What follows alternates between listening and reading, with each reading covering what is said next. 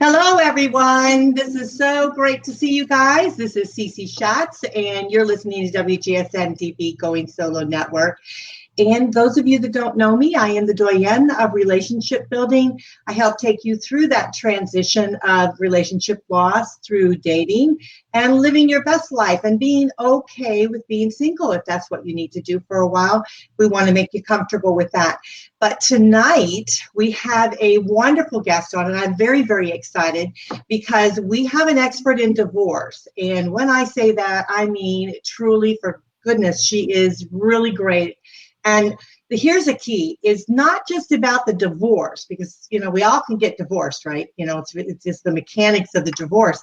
It's about that transition of divorce and taking you through to that next step. And that's what she's all about. And so I'm really glad to be able to bring her on board. Victoria works with people who are struggling in a toxic marriage or soul-crushing divorce with a difficult spouse and wants to feel confident in their decision making and feel free and free themselves of fears that are paralyzing them. So Victoria McCooey, welcome to the show. Thank you so much for having me. It's great having you here.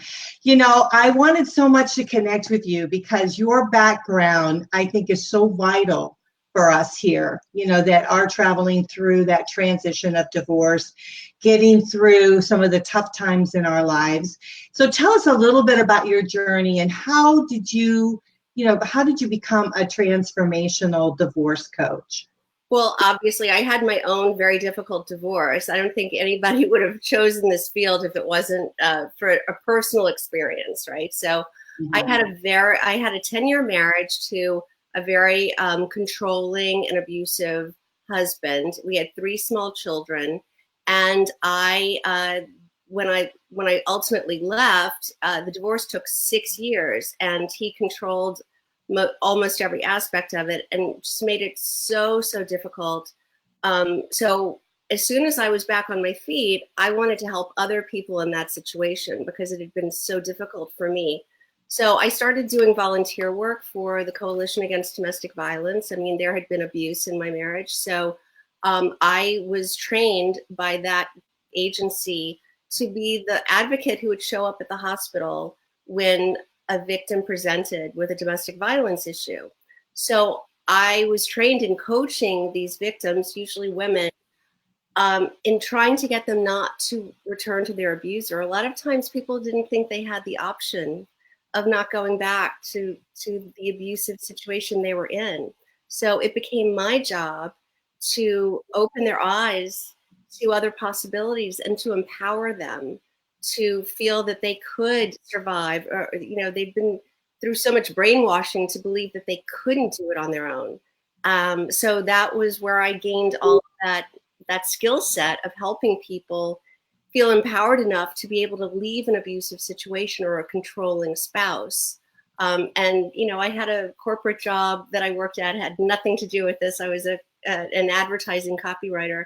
And finally, I was so fulfilled by this work I was doing and really so passionate about it. I knew I had to find a way to make this my career because I was spending more time doing my volunteer work than I should have been doing with this big job. So I created this divorce coaching business. So now I help those people, almost all women, who are in those toxic marriages and they're afraid that they can't leave.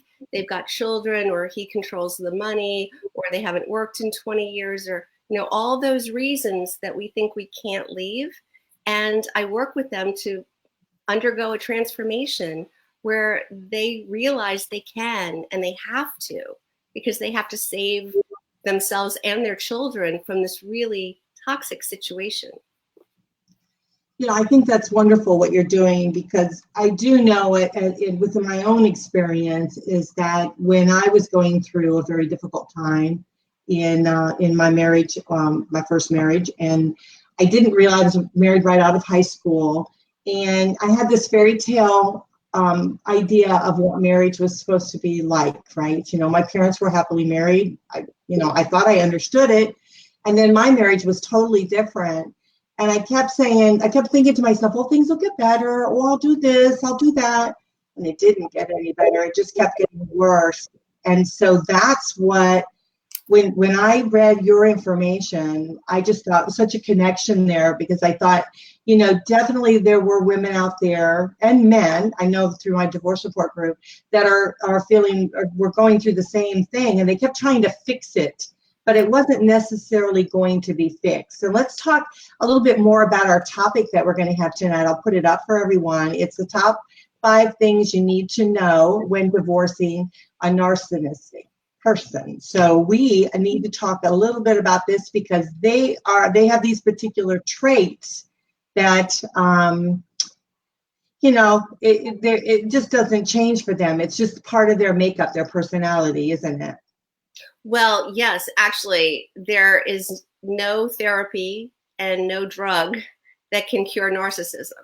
And, you know, we're all on a spectrum. We all have some level of narcissism, but that's healthy. You know, we have to have self-esteem. We have to have an ego to take care of ourselves, right? So everybody has a little bit of narcissism, but it's where you are on the spectrum. And it's very hard to diagnose. So, you know, when people say their wife or their husband is a narcissist, they don't know that. Even highly trained psychologists can't be sure that somebody should be labeled a narcissist. So what we say is they have very profound narcissistic tendencies. Mm-hmm. So very grandiose. They believe they're above the law. They're above the rules. The rules don't apply to them. They feel entitled. They should have whatever they want whenever they want. They rewrite history. You know, they'll tell you something happened in a different way than it actually did, and they'll actually believe it. So you can't convince them otherwise. They can't have a rational discussion. You know, it's either you completely agree with me or you're the enemy. There's no in between. Yeah, I remember, like, years ago, when I was in high school and stuff, and I remember we played a game with my soon-to-be husband, then ex, and I remember playing the game, and he made up his own rules to it. And I said, well, wait a minute, that's not the way you're supposed to play. He said, no, that's the rules, and that's the way we play it. And I should have known then, red flag. Red flag. That's the way life was with him. It was by his rules, by what he wanted. And so how do we, I mean, can we adjust ourselves to a life like that? Or that's the decision you have to make. You know, if you want to stay in the marriage, it's a very toxic situation. There are some strategies you can use to deflect and to not engage. It's not a very healthy life, though. And what I worry about is if you have children, they're going to think that this is normal. This is all they're going to see as far as what a marriage looks like from the inside. And the cycle continues. They grow up to do the same thing or to be the same type of victim, depending on who's who in the marriage. But, you know, I think that people do healthy life, and it breaks my heart when people want to stay in that toxic environment. But it's a choice. It's a choice. But I'm here to help women, especially, but or men who are married to narcissistic women, leave those situations if that's their choice. So I help give them tools to understand what it's going to be like when they go to leave, because what narcissists worry about most, their biggest fear is the fear of abandonment. Mm-hmm. And as much as they might do to push you away, their greatest fear is you're leaving. So now they have to punish you for leaving. So that's why it becomes really difficult to leave a narcissist, especially in divorce, because their ego can't take that kind of hurt that a divorce is sending, that message the divorce is sending them. They can't stand that. They can't possibly endure someone leaving them. So it gets very ugly. Yeah, definitely does. That I can vouch for that. So tell us, when we're talking about the top 5 things, what can we do? All right. We have Janet Reynolds in the studio, so just Janet is going to be on our next show, Insight with Blue Feathers. So just to let everyone know, but we're happy to have her here. So tell us a little bit about those 5 steps that you have. These are the 5 things that you need to know that they are going to do, so that you're prepared, because knowledge is power, right? If you can predict what they're going to do and expect it, you can prepare yourself and be ready with a strategy. So the first thing I like to tell them, my number 1 tip, is they will immediately try to enlist others into their camp. So you announce that you're divorcing, or whatever happens that creates this divorce situation, or that you're leaving. They're going to run out and talk to your friends, your family, tell everyone their distorted version of the truth, and enlist them into, they'll have them drink their Kool-Aid and believe that, and they're very charismatic, they're very charming, and they're very manipulative generally. So they're very good at making you believe them. So they're going to have this completely distorted story of how this is all your fault. And they're going to have everyone else believing this. Even your closest friends and family can be persuaded by them to turn against you. So this is the first thing to look out for. And if you know this is about to happen, or if somebody calls you and says, your husband just told me, you can say, oh, this is what they do. This is that. I understand. And you can explain it to other people so they know that you're not the bad guy here. Well, what's nice about it is that you can be prepared. You just expect that's going to happen. And so sometimes when you can expect it, you can kind of cut it off a little bit at the beginning and say, hey, this is happening to me, so that's a good idea to be able to at least be prepared for that. Right. So number 2, the second one is something I kind of mentioned a little bit earlier, how at the same time that they are begging you not to leave and to come back, they're pushing you away. They're doing the most despicable, horrible things to you, like telling your friends and family that you did something horrible to cause this, right? So, or they're calling you names, or they're just, whatever torture they're putting on you. And in one breath, they're doing that. And the next breath, they're begging you not to leave. So we are not wired this way. So we don't understand this. But I tell that when people come to me and go, I don't understand, how can he be wanting both things at the same time? And I explain that it's like when you take a piece of Scotch tape and you tear it down the middle and it just keeps going and going and going forever in different directions. This is how they're wired. They can go forever in 2 completely different directions. They're doing everything they can think of to upset you, which is pushing you away even more. And at the same time, they can't stand the fact that you're leaving them, and they're begging you to stay. So it makes us crazy because we don't understand, but this is how they are. So if you can expect that, you can sort of like take a breath and go, oh, okay. So in those moments where you really want to believe, oh, I'm going to change, I want you back, everything's going to be different, you really can't fall for it. And people do. People go through this, they say, an average of 7 times before they leave for good, because they'll convince you that it's all going to be different and they're going to do everything the way you want it from now on. And you want so badly to believe that. You want to save your family. This is your priority. So you believe and you go back. And on average, the experts say it takes 7 times before you leave for good. So I'm hoping to cut that number down a little by explaining this to you. But it is heartbreaking, because people do want to save their marriages. They do want to stay together. And especially when women are very nurturing and loving, and, most of the time. And so, so that's very, very difficult. So I can understand that. Yeah. So number 3 is that you can believe that you can bet on the fact that he will use the children as pawns. He may claim up and down that neither one of you should ever do this, but he's going to do it. This is part of their DNA.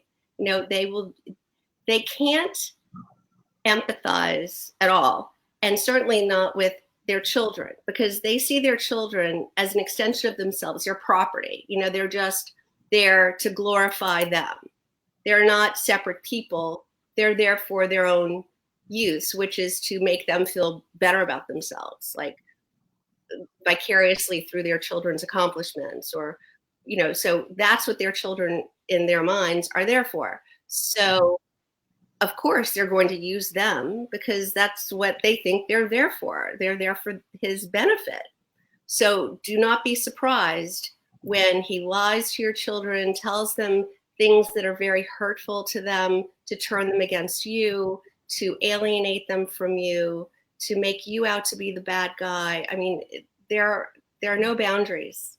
They will do anything and everything, and they do not take into account how fragile these children are, and how much damage that does to them. And they'll use that the fact that you'll do anything to protect your children. You know, we're wired the other way. We're like, I'll do anything so that they're protected, and they'll use that knowledge against you, because the threat of doing something that will hurt the children, they know they can use as leverage against you. Yeah, absolutely. So how do we protect ourselves from that? I guess maybe we should talk about some of these issues that we're seeing, that this kind of behavior. How can we go about protecting ourselves? Well, you know, it's very hard, and there is collateral damage, but it depends, of course, on the age of the children, how you would handle it. If they're very young, they don't understand. It's very hard. You know, that's the hardest. If they're old enough to understand, my favorite go-to, mine were older, was when he would say something just absolutely a lie, you know, absolutely contradictory to what was the reality of the situation. Like usually, well, I gave your mother money for that when it was supposed to be something he was paying for, you know, whatever. A lot of times it was around money. I would say to the kids who were teenagers, well, obviously one of us is not telling you the truth, but it's up to you to figure out who that is. So that way I'm not bad mouthing. I'm not saying your dad's a liar, he's lying to you, that's not the truth. I'm saying, well, I say this happened, dad says this happened. Now it's up to you to figure out. One of us obviously cannot be telling you the truth. And when they're burdened with that they have to figure that out for themselves, they'll start looking at everything else going on. They're not stupid. They're going to figure out who is not telling them the truth, like whose lifestyle is tumultuous and dramatic and everything is in chaos and there's yelling, and then you have to be the one who shows the contrast, that it's secure, it's safe, it's calm, it's mature, it's responsible. You know, you do things in a different way so that they can see, well, mom feels safe. Mom's home feels like a safe place. Dad's is exciting, but it's like a little like crazy. So if one of them is lying, I'm going to guess it's dad, right? So that's the advice I give my clients. Yeah, that's good advice. That's very good advice. So we're up to number 4. Okay. He will never settle. And this is really discouraging because, you know, it costs a lot of money to take your divorce to trial. Everybody wants to settle out of court. It's very rare. And even if it happens, it's going to take a really long time because it's about the fight for them. And they don't want to give up anything. They think they're entitled to everything.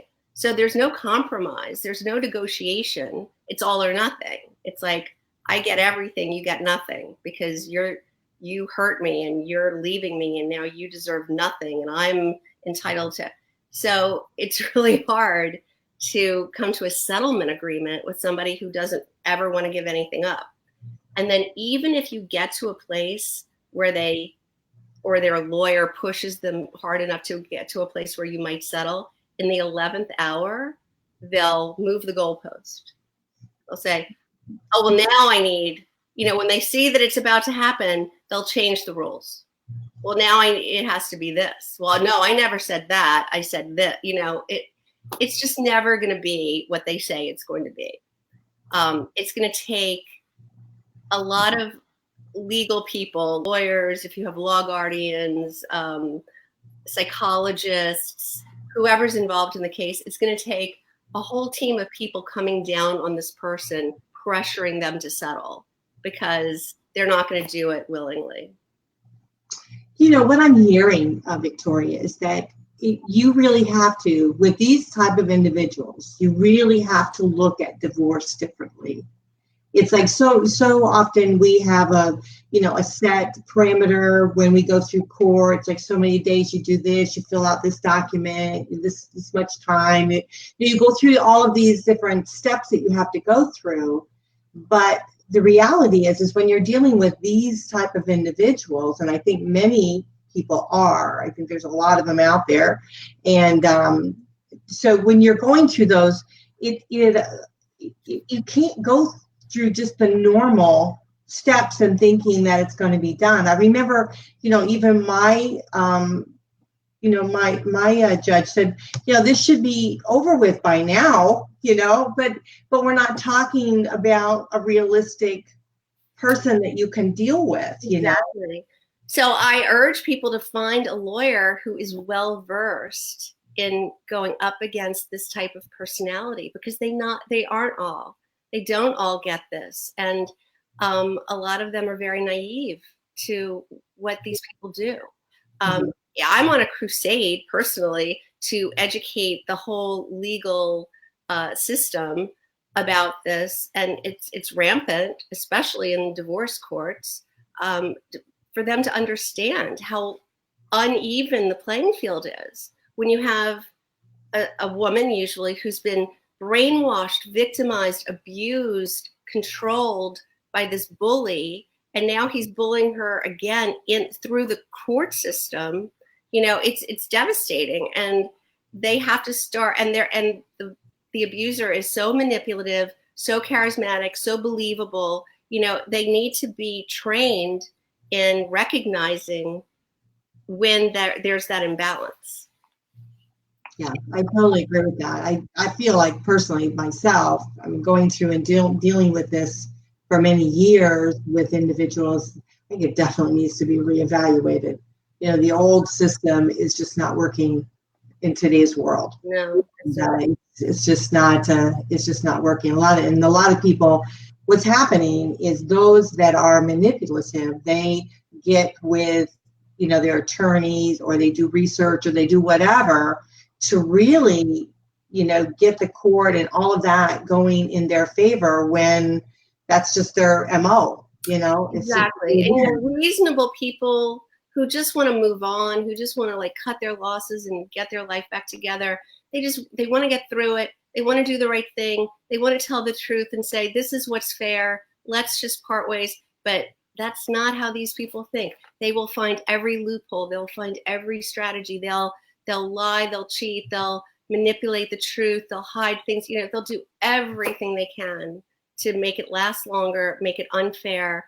And that's how they're wired. Mm-hmm. Yeah, it's heartbreaking. It's absolutely heartbreaking. And so I'm up to number 5. He won't abide by court orders because the rules don't apply to him. I know. I did. An order, a visitation schedule, for a money judgment, like a child support. It doesn't matter. He's never going to do what he's supposed to do. And he will push it to the limit. And somehow he will get away with it. They will give him every break. He'll cry in court. He'll talk about his mother's cancer diagnosis, that doesn't even exist. He'll try whatever to get the court's sympathy and get the court on his side to give him more time. And he never has any intention of doing any of it. But he pulls one over on the court every time. So in this regard, this is my advice to my clients, is to find a way to use their disorder to your favor. So my own example was when my kids when we were co-parenting, they were young, he was supposed to have them for dinner, and he was supposed to bring them back on Wednesday nights, and he was supposed to bring them back by a certain time. He never would bring them back on time. And it got later and later and later and later. And, you know, they were youngish, and they would come home late. They would have eaten like fast food or something. They haven't done any homework. They're all discombobulated, and they're going to bed later and later. They're up late doing homework.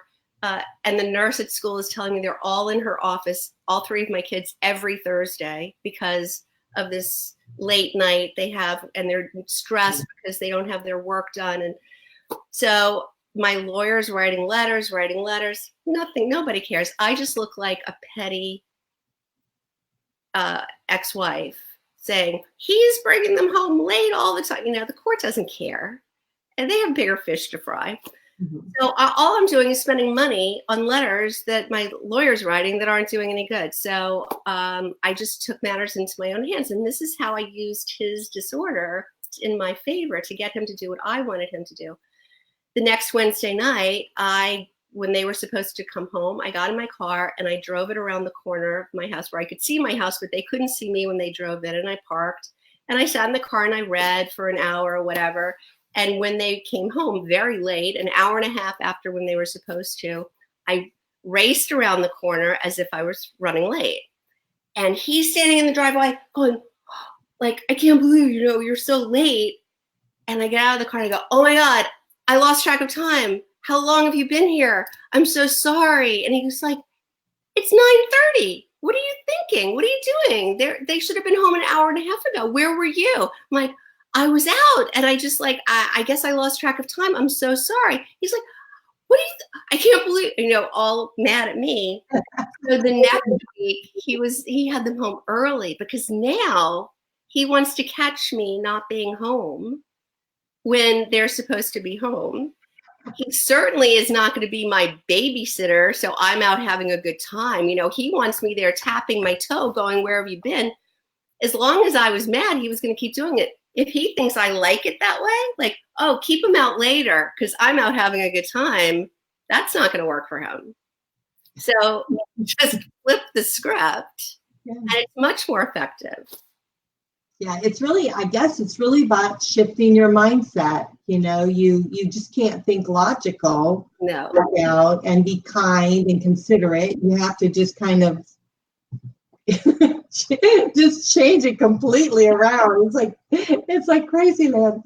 So, and I know you do coaching to help people get through this. And I know that you mainly specialize in women, but there are some men, believe it or not, I know, that are going through this too. And they sit back and scratch their heads and think, you know, I can't figure out what's happening here. You know, I'm trying to be a good provider. I'm trying to do this or do that.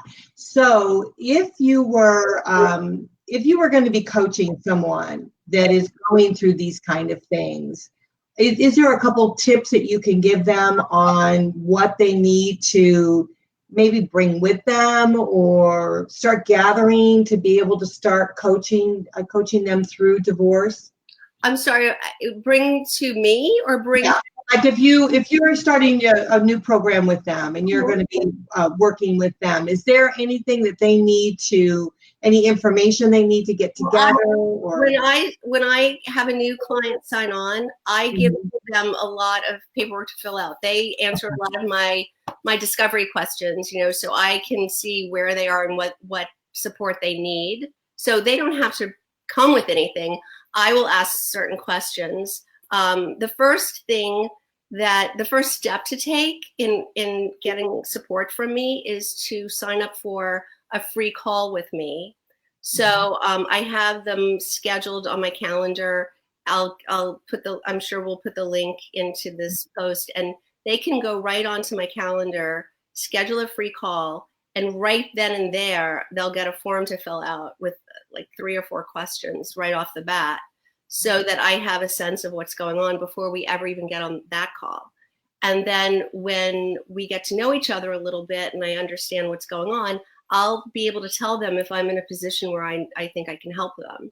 And if I am, then I'll offer different ways that we can work together. I have different levels for different issues and different budgets, so different levels of support that I offer. So at that point, I can explain what the different levels look like, and we'll see if we're a good fit, then if they might want to engage me.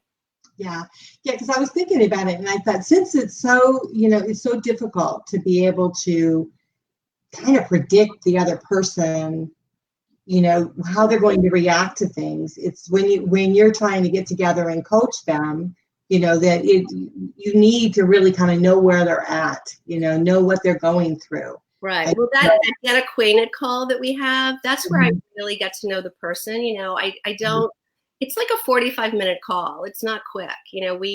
I really understand where they're coming from, and, hopefully they can be really vulnerable with me, and, I share my stories too. So they know I can never judge anyone, because I was in, a worse place than anyone I've ever talked to. I allowed myself to get into a really dark, horrible place in my marriage. So I can never judge anyone for being, a victim to an abusive partner. I get it. So, we share horror stories, and I find out what it is they really need and how I might help them. So do you feel that the financial abuse of, going through divorce, do you feel that that's really predominant? Because it seems like that seems to be a real controlling factor. What's crazy? To grab a hold of the finances and basically strangle you. Absolutely. And that was the case with me. That was the thing that really ended our marriage. It was I was the money earner, and I had no control over the money. So, I mean, you usually think, oh, it's the stay-at-home mom and the man who is earning the salary is keeping the money from her. It was like, for me, I was earning the salary, and he was controlling the money and not letting me have access to it. So, I mean, I was really in a bad place. Like, nobody's worse than that. So I get a lot of people, though, a lot of women who have given up their careers to raise the children, haven't worked in 20 years, or, whatever it is, and have absolutely no idea where the money is. They have no access to the money. Once the husband decides to leave, he shuts everything down, and then it's like months before they can get an order for him to pay. And, it gets really, really ugly. So yes, that is a very, very big problem. Yeah. So do you feel that if you're feeling like you are going to go through divorce, if you feel like you're, someone out there is listening and they're thinking, this is what I'm going through, and I want to go ahead and start preparing myself for divorce, is there certain steps that they could do to prepare them? And if you're about to start a divorce with this type of personality, with a narcissist, there are precautions you should take, because they will freak, right? they will retaliate hard. So you need to secure like things that are very valuable to you, like deeds or passports, or your children's birth certificates, or things that are very important. You need to get those in a safe deposit box, because that's easy for them to blackmail you with, or to hold hostage. You need to stockpile cash in case they're going to empty bank accounts, or you're always entitled to, well, I can't give legal advice, I'm not a lawyer, but it's good to stockpile as much cash as you can. You need to get off social media, because things can be misconstrued, they can be held against you, and you just don't want to give any ammunition for accusing you of things that aren't real. What else? You need to get a separate email account, a separate bank account. Make sure he doesn't have access to your accounts or phone, things like that, where he can sabotage you. Mm-hmm. Yeah, another tip that I used to say, and that I learned it the hard way too, is to, like, not only the cash, but to get like if you're going shopping, just get a gift certificate for the grocery store or something like that. So you just kind of keep it. So this way, I always say go to Walmart, because Walmart has they have everything, clothes and food and whatever. So if you just start shopping there and you just get an extra $10 or whatever on that, and just get yourself a gift card and just start stocking those away, then you've got, a way to at least get groceries in the house or something like that. That's an excellent idea. And it does come to that. I mean, even some of my wealthier clients are faced with not having any cash at all, no access to cash, while they're waiting for the courts to respond, and literally, are having to get people buy food for them. Yeah. So I think that's so cash or whatever. So if you're thinking about going and getting a divorce, maybe that's an idea to do something like that. Secure yourself. And I would also say check your bank accounts to make sure, like I learned this the hard way. All of our major money was supposed to be invested in, into like retirement funds and all of that. Well, coming to find out, the retirement funds were not in existence and the money was moved. So start making a checklist of going through all of your accounts, checking everything, check it twice, making sure you got the account numbers, all of those things. And another thing I think is very good is get a Google phone number. So this way, the Google phone number does a few things. You can give that number to somebody that you want, or when you go through the divorce, you give him that number, and everything he ever calls or says or does or whatever is transcribed into an email, and this way you have it for court. So that's kind of a good tip too. But it's tough, isn't it? Going through some of these things. I know people listening might be just like getting so scared about this, and what I want to say though is nothing is as scary as what you're going through right now. And there's no end to that. There is an end to the divorce. It may take longer than you think, and it may be hard, and you might suffer a little or a lot, but it will end, and you will be able to build your life back and create a new life that you're going to love. But staying in this situation has no end. It only gets worse. And you'll never be able to create anything that you love. It changes you, I think, too. It changes you with regards to always having to kind of look over your shoulder, try to, not trust what's really actually. It's like it's a point where you're going through the elements of your life, but you can't trust what the results are going to be because you're not dealing with a sane person. You're not in charge of your own life. Yeah. So no say. You're at somebody else's on their whim. Whatever they choose for you is what you're having to deal with. You get no choice. Because they overpower you completely in every way. But there can be such a happy ending. And I try to inspire other people with my own story. I was really in a horrible place, as bad as any of the other stories I've heard from my clients, if not worse. And my life is totally turned around. I never thought I would have a life like this. I thought I was destined to be trapped in that marriage forever. And I have a career that is so fulfilling and so wonderful, serving these people who I feel so close to because of the journey we both are on. And, I created a new life. My children thrived and saw the contrast and gravitated to what was safe and wholesome and loving and normal. And I attracted a new husband who I never would have been able to attract before because I wasn't whole. I was shattered. And, it took me getting myself into a place where I was whole again and happy and secure. And then the right kind of person came into my life. And, you know, we have a wonderful blended family, his kids, my kids, they're all grown now, but they all grew up together. And I mean, it could not have been a happier ending for me. And I never in a million years saw that coming.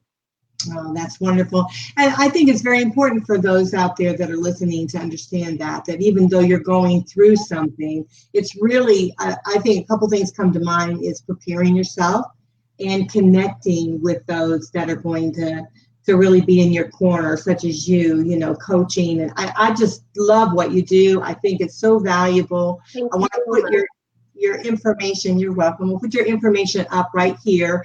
Here's her website. It's you want to share that with everyone? VictoriaMcCooey.com. So it's, you know, just my name with no punctuation. Right. So Victoria, then McCooey is McCooey. So on my website, there's a button you can click that says free session, and it'll take you to my calendar. You can book a free call with me right there, and you can tell me your story. We can get to know each other, and I'll figure out how I can help. Yeah, definitely. Well, also on our Going Solo Network page, you are an elite guest, and we do appreciate that. We have all of your links right there very easily. You can just click the button and go right there. I really, really want to stress to contact you because I think there's so many people out there that are suffering, trying to get through this. Why go through it alone, right? Right. Yeah, might as well get someone in your corner. It's hard to go through this alone. Because it make you feel very, very alone. And then the other thing too is like you can work side by side with the attorney. Absolutely. I think that's a huge, huge plus. Well, you know, I'm so glad you brought that up because in most of my cases, I've been able to absorb so much of the legal fees that they would be paying to the lawyer that my services almost are a wash. You know, what you pay me is absorbed by what you would have paid the lawyer. So you're netting the same cost. So my services are basically free, right? What the lawyer would charge is so many times much more than the cost of my coaching. So instead of calling the lawyer every time you have a question, every time you have an issue, every time something comes up, every time you're upset, every time he doesn't do what he's supposed to do, you're calling me instead. And then we're figuring out what the lawyer really needs to hear. And then we're putting it into a communication that's much more efficient and effective and concise so that the time the lawyer takes to read and respond to it is minimized. Yeah, and much more effective because I do feel that a lot of the issues that individuals go through when they're traveling through that transition of divorce with, you know, a narcissistic person is very emotionally like a roller coaster ride. And so, as you're saying, you know, at the beginning of this platform is that, you know, it's up and down. They want to push your buttons. They want to make your life miserable because this is what they've been doing for years, you know, so this is what they're accustomed and they know exactly how to do it, how, you know, what to say, what to do. And so having you, you know, as a coach certainly will help bring that together. And so when you're going to the attorney, you're getting more effective on what needs to take place. Yes. And also I help you prepare first, if you don't have one, I help you figure out how to find the right attorney. I help you know what questions to ask. I work as a sounding board for you after you've met with several attorneys to talk through what you liked, what you didn't like, which is a better fit for you. So it's hiring the attorney, also working with the attorney, like I said, how to minimize the fees. And I help you prepare what the attorney's office would have helped you prepare, like all your financial statements, doing your net worth statement, getting your taxes in order. I help you do that so that it's all in a form that the attorney can go through very quickly. It's all organized and in a binder with tabs. You know, I have it all very neatly organized with you. And, you know, all of this is on the phone.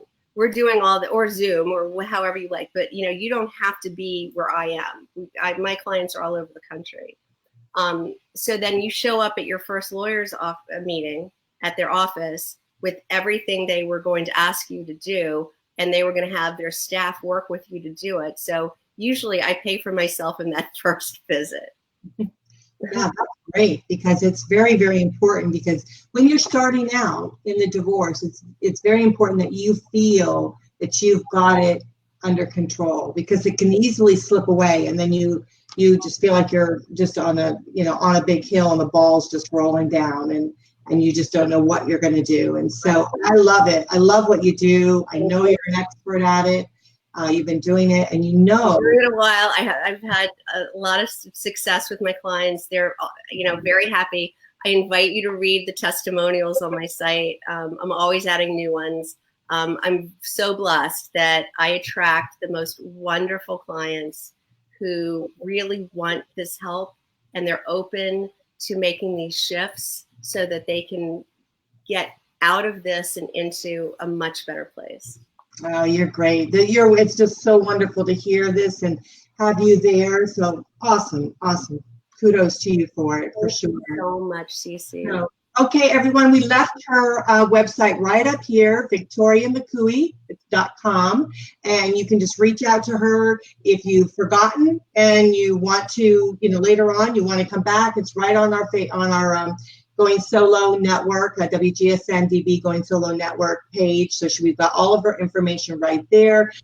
This show will be also listed there for you, so you easily can listen to it again and really follow some of the great tips, I think, that you were able to share with us, Victoria. I think it's wonderful. So I want to thank you so much. Thank you. I really appreciate being here.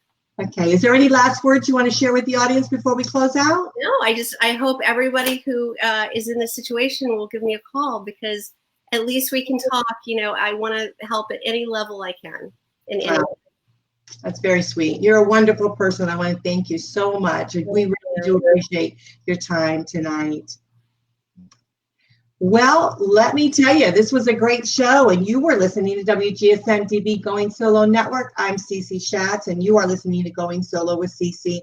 What an awesome individual Victoria is, Victoria McCooey, and you definitely need to check out her website. She's got a lot more information on there, I think, that would be very helpful to you.